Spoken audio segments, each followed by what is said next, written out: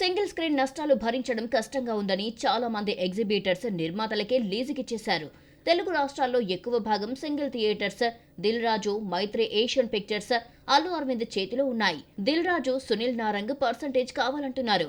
ప్రస్తుతం ఎక్కువ సినిమాలు తీస్తున్న నిర్మాత నవీన్ యలమంచిలి, నాగవంశి, సుధాకర్ చెరుకూరి, సాహు గారపాటి వంటి నిర్మాతలు రెంటల్ కావాలంటున్నారు.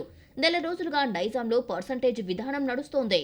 ఏకపక్షంగా తీసుకున్న నిర్ణయం సరైన పద్ధతి కాదని, ఎగ్జిబిటర్లు అడుగుతున్న పర్సంటేజ్ను తాము ఇవ్వలేనని, మార్పులు చేయాల్సిన అవసరం ఉందన్నాడు నాగవంశి. సింగిల్ స్క్రీన్ ఓనర్స్ నష్టాల్లో ఉన్నారు. థియేటర్స్ మూసుకోవాల్సిన పరిస్థితి వచ్చింది. ఇది ఎవరూ కాదనలేని నిజం. అయితే చాలా వరకు సింగిల్ స్క్రీన్స్ నిర్మాతల చేతుల్లోనే ఉన్నాయి. RRR ను నైజాంలో దిల్ రాజు, శిరీష్ డిస్ట్రిబ్యూట్ చేశారు. RRR వచ్చిన తర్వాత ఈ 4 ఏళ్లలో 100 సింగిల్ స్క్రీన్స్ మూతపడ్డాయన్నారు నిర్మాత శిరీష్. నిర్మాత రవి కౌంటర్ ఇస్తూ, సింగిల్ స్క్రీన్స్ ను లీజుకు తీసుకున్న నిర్మాతలు ఎందుకు రెనోవేట్ చేసి అన్ని సదుపాయాలు ఇవ్వడం లేదని ప్రశ్నించారు. విమల్ థియేటర్ ను తాము తీసుకుని రెనోవేట్ చేస్తే ఫుల్ ఫాల్స్ పెరిగాయన్నారు. సింగిల్ థియేటర్స్ ను రక్షించుకోవాలంటే పర్సంటేజ్ విధానం ఒక్కటే సరైందని ఎగ్జిబిటర్స్ సంఘం ప్రెస్ మీట్ పెట్టి వివరణ ఇచ్చింది. ఆల్రెడీ నెల రోజులుగా పర్సంటేజ్ ఇచ్చిన సినిమాలని సింగిల్ స్క్రీన్ లో ప్రదర్శిస్తున్నారు. ఈ క్రమంలో మైత్రి మూవీ మేకర్స్ నిర్మించిన జెట్లీ మూవీ నైజాంలో సింగిల్ స్క్రీన్ లో ప్రదర్శనకు నోచుకోలేదు. ఇక్కడ నుంచి నైజాంలో టికెట్ రేట్లు పెరగవంటూ పర్సంటేజ్ విధానాన్ని సపోర్ట్ చేస్తున్న నిర్మాతలు ఆడియన్స్ కు భరోసా ఇచ్చారు. నిర్మాత శిరీష్ మాట్లాడుతూ, ప్రభుత్వం టికెట్ రేట్లు పెంచినా నైజాంలో టికెట్ రేట్లు పెరగవని పేర్కొనడంతో ఇదొక హాట్ టాపిక్ గా మారింది. ఈ ఎఫెక్ట్ ముందుగా పడే మూవీ పెద్దినే కానుంది. గవర్నమెంట్ వ్యతిరేకిస్తున్నారా అంటూ నిర్మాత సాహు ప్రశ్నించారు. సింగిల్ స్క్రీన్స్ ను కాపాడుకోవాలని ఒకరంటే, ఇలా అనేవారికే చిత్తశుద్ధి లేదంటారు మరొకరు. నష్టాలు వచ్చినప్పుడు సింగిల్ స్క్రీన్స్ ను పట్టుకుని వేలాడడం ఎందుకన్నాడు నాగవంశి. ఇలా ఒకరి మీద ఒకరిపై ఆరోపణలు చేయడంతో సింగిల్ స్క్రీన్ వార్ వేడెక్కింది రాష్ట్రమంతా. ఇతర రాష్ట్రాల్లో కూడా మల్టీప్లెక్స్ ఉన్న వ్యక్తి సింగిల్ స్క్రీన్ గురించి మాట్లాడడం కామెడీగా ఉందంటూ ఎదురుదాడికి దిగారు నిర్మాత రవి. జూన్ 4న పెద్ది రిలీజ్ అవుతోంది. పర్సంటేజ్ ఇచ్చిన సినిమాని సింగిల్ స్క్రీన్స్ లో ఆడిస్తామని శిరీష్ టీం ఖరాఖండిగా చెప్పేసింది. మరి ఏం చేస్తారంటే ఈ ఇష్యూని చిరంజీవి ముందు పెడతామన్నాడు నాగవంశి. మాటలకు మాట, విమర్శకు ప్రతి విమర్శ. శ్రమ ఒకరిది, దోపిడీ మరొకరిది. 2 గ్రూపుల నిర్మాతల మాటలు వింటుంటే ఈ సమస్యకు పరిష్కారం ఇప్పట్లో దొరుకుతుందా అనిపిస్తోంది. రామ్ చరణ్ పెద్ది రిలీజ్ కు రెడీగా ఉంది. నిర్మాతల మధ్య క్లాష్ పెద్ది ఓపెనింగ్స్ పై భారీగా పడుతుంది. ఈ లెక్కన చిరంజీవి జోక్యం చేసుకుని సమస్యను పరిష్కరిస్తారా? ఒకవేళ పెద్ది వరకు ప్రాబ్లం సాల్వ్ అయినా ఆ తర్వాత వచ్చే సినిమాల పరిస్థితి ఏంటి? ముదిరిపోయిన సమస్యకు జవాబు దొరకని ప్రశ్నగా కనిపిస్తోంది. అలియా భట్ అందరికంటే ఎక్కువ ఇంప్రెస్ చేసిన అవమానం తప్పలేదు. రెడ్ కార్పెట్ పై చాలా కాన్ఫిడెన్స్ తో నడిచినా పట్టించుకోలేదు. ఇండియన్ బ్యూటీ కించపరిచిన ఓ వీడియో నెట్ లో వైరల్ అయింది. ఇంతకీ ఈ కాన్ఫిడెంట్ బ్యూటీని చిన్నచూపు చూసిందెవరు? Have a look. 79వ కేన్స్ ఫిలిం ఫెస్టివల్ ఫ్రాన్స్ లో ఘనంగా జరిగింది. ప్రపంచవ్యాప్తంగా ఫ్యాషన్ బ్యూటీస్ రెడ్ కార్పెట్ పై హోయలొలికించారు. క్యారెక్టర్ ఏదైనా కాన్ఫిడెంట్ గా నటించే ఆలియా భట్ రెడ్ కార్పెట్ పై అంతకంటే ఎక్కువ కాన్ఫిడెంట్ తో నడిచింది. లుక్ తో, చిరునవ్వుతో, అదిరిపోయే కాస్ట్యూమ్ తో అందరినీ ఆకట్టుకున్న అదే టైంలో మరో హాలీవుడ్ బ్యూటీ రావడంతో ఫోటోగ్రాఫర్స్ అందరూ తన కెమెరాలను ఆమెపై ఫోకస్ పెట్టారు. ఆలియా భట్ ను ఎవరూ పట్టించుకొని వీడియో నెట్ లో వైరల్ కావడంతో అభిమానులు అసహనం వ్యక్తం చేశారు. ఆలియా భట్ కేన్స్ సాక్షిగా అవమానంతో పాటు విమర్శలు కూడా కొని తెచ్చుకుంది.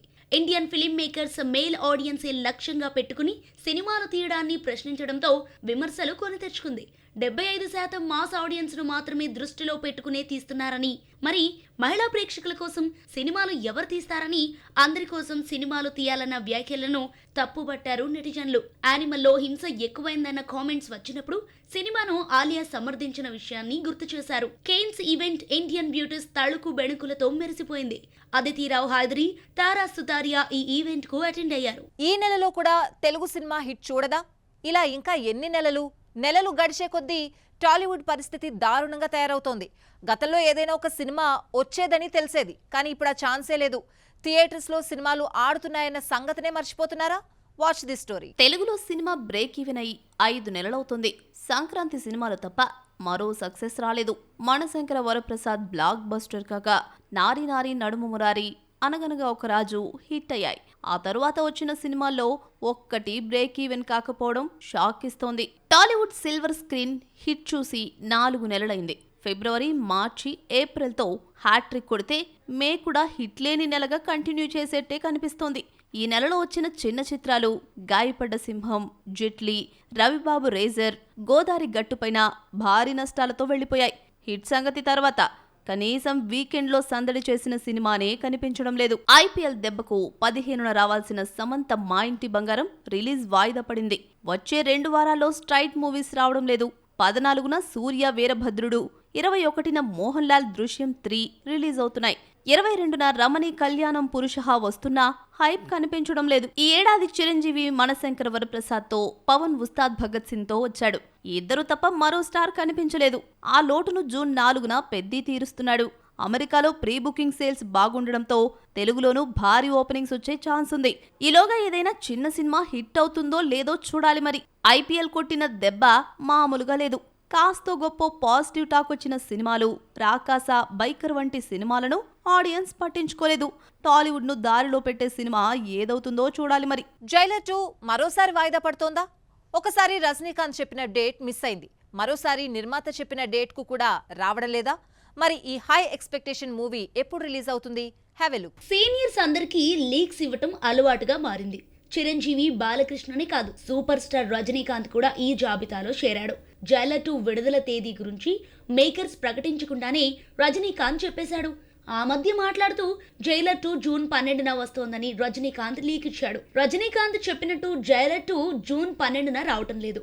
అలాగని నిర్మాతలు అనుకున్నట్టు ఆగస్టు 15న కూడా రిలీజ్ కావటం లేదని తెలిసింది. సినిమాను పాన్ ఇండియాగా రిలీజ్ చేస్తున్నారు. సినిమా షూటింగ్ పూర్తయిన రిలీజ్ కు ఇంకో 3 నెలలున్నా ఆగస్టు 15న థియేటర్స్ లోకి రావటం కష్టమేనట. జైలర్ 2ను ఆగస్టు 15న కాకుండా సెప్టెంబర్ 4న తీసుకొస్తే ఎలా ఉంటుందా అని నిర్మాతలు ఆలోచిస్తున్నారట. అన్ని రకాలుగా ఇది సరైన రిలీజ్ డేట్ అన్న క్లారిటీతో మేకర్స్ ఉన్నారని తెలిసింది. కూలీతో కోలీవుడ్ కూడా 1000 కోట్ల క్లబ్ లోకి ఎంట్రీ ఇస్తుందనుకుంటే తంబిల అంచనాలను లోకేష్ తలకిందులు చేశాడు. సూపర్ స్టార్ కెరీర్ లో 700 కోట్లతో 2.0 హైయెస్ట్ గ్రాసర్ గా నిలిచింది. జైలర్ తో 600 కోట్ల మార్కు దాటాడు. జైలర్ సీక్వెల్ అయిన తమిళ ఇండస్ట్రీకి 1000 కోట్లను పరిచయం చేస్తుందేమో చూడాలి మరి. అవతార్ 3 థియేటర్స్ లోకి వచ్చిన 6 నెలల తర్వాత బుల్లితెరపైకి వస్తోంది. సినిమాను 2025 డిసెంబర్ 19న వరల్డ్ వైడ్ రిలీజ్ చేయగా జూన్ 24న డిస్నీ ప్లస్ లో స్ట్రీమింగ్ అవుతోంది. అవతార్ 3ని థియేటర్స్ లోనే చూడడానికి పెద్దగా ఇంట్రెస్ట్ చూపించని ఆడియన్స్ ఓటీటీలో చూస్తారా? Have a look. దర్శకుడు జేమ్స్ కామెరూన్ అవతార్ తో ఆడియన్స్ ను కొత్త ప్రపంచంలోకి తీసుకెళ్లాడు. అవతార్ వచ్చి 16 ఏళ్లైనా వరల్డ్ టాప్ గ్రాసర్ గా ఇప్పటికీ అవతార్ స్థానం పదిలంగానే ఉంది. అవతార్ 2.9 బిలియన్ వసూళ్లను సాధించింది. అవతార్ రికార్డ్ ను అవతార్ 2 బ్రేక్ చేస్తుందని అందరూ ఊహించారు. The way of water tag line తో 2022లో వచ్చిన అవతార్ 2 కెక్కెక్కించలేకపోయింది. హాలీవుడ్ లో డివైడ్ టాక్ వచ్చిన ఎట్టకేలకు 2.32 బిలియన్ వసూళ్లు రాబట్టింది. తెలుగు ప్రేక్షకులకు మాత్రం అవతార్ కంటే అవతార్ 2 బాగా నచ్చడంతో తెలుగు అనువాదం 100 కోట్లు కలెక్ట్ చేసింది. అవతార్ 3 మాత్రం తెలుగు ప్రేక్షకులను మెప్పించలేకపోయింది.